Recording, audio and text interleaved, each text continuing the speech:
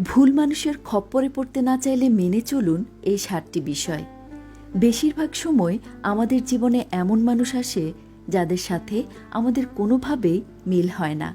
এরপরও আমরা সেই মানুষটার সঙ্গেই থাকতে চাই, ধরে নিই কখনো না কখনো সে বদলাবে। এভাবে ভাবা বন্ধ করুন। সম্পর্কে আপনি ঠিক কী চাচ্ছেন সেটা আগে জানুন ও বুঝুন।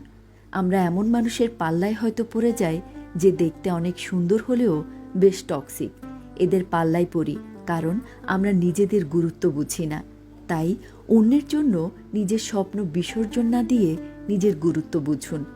প্রেম করলে বিয়ে করতে হবে এই ধারণা থেকে বের হয়ে আসুন।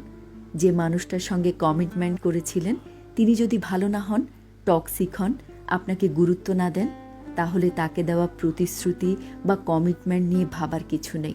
সে সম্পর্ক থেকে বের হয়ে এসে নতুনভাবে জীবন শুরু করুন।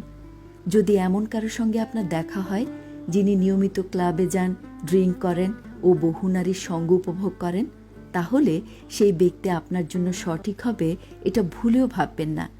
এমন অনেক ব্যক্তি আছেন যারা চান সঙ্গের মানুষটি সবসময় তার অনুমতি নিয়ে সব কাজ করবেন। বিশেষ করে মেয়েরা অনুমতির অপেক্ষায় বেশি থাকেন। আদৌ কি এভাবে কথায় কথায় অনুমতি নিতে হলে সম্পর্ক টিকিয়ে রাখা যায়? এমন ব্যক্তির পাল্লায় একদমই পড়া যাবে না। তাহলে আপনার নিজের ব্যক্তিত্ব কখনোই তৈরি হবে না। হারিয়ে ফেলবেন আত্মবিশ্বাস। সম্পর্কে জড়িয়ে গেলে যে সেখান থেকে বের হওয়া যাবে না, নতুন করে শুরু করা যাবে না, এটি এই যুগে এসেও বিশ্বাস করা বোকামি। যদি আপনি কোনো টক্সিক সম্পর্কে থাকেন বা ব্যথা সহ্য করতে করতে সীমা অতিক্রম করে ফেলেন, তাহলে সেখান থেকে আজীবনের জন্য বের হয়ে আসুন। নতুনভাবে জীবন গড়ুন। জীবন থেকে একজন খারাপ মানুষ চলে গেলে ভালো মানুষ জীবনে আসবে না, এটি ভাবা ভুল। আপনার জন্য যে ব্যক্তি সঠিক তিনি কোনো না কোনো সময় আপনারই হবেন। তাই জটিল সম্পর্ক থেকে বের হয়ে নিজেকে কিছুটা সময় দিন।